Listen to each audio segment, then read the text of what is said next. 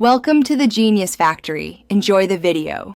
You begin by getting essentials out of the way so the compass can read correctly. Enable location services and make sure compass calibration prompts are allowed.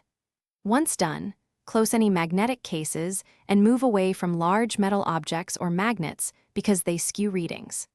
Now open the compass app or swipe right on the lock screen if configured and hold your iPhone flat for the first calibration circle. This first step sets a clean baseline so subsequent heading and elevation readings are accurate.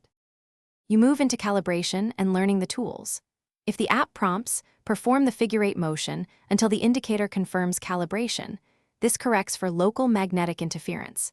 Make sure to tap the coordinates to copy latitude/longitude for sharing or mapping. Swipe left or right to access the built-in level and fine-tune device orientation. Also check whether the app shows magnetic or true north.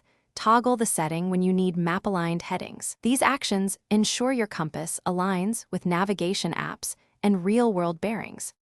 You finish by verifying accuracy and handling common issues. If the heading drifts or calibration fails, restart your iPhone and toggle location services off and on, then recalibrate. This often refreshes sensor permissions.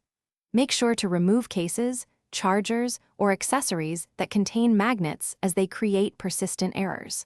If problems persist after updating iOS and retrying, reset location and privacy or contact Apple support for hardware diagnostics.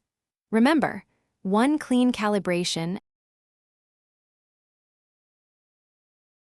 Thanks for watching. If you found this helpful, don't forget to like and subscribe.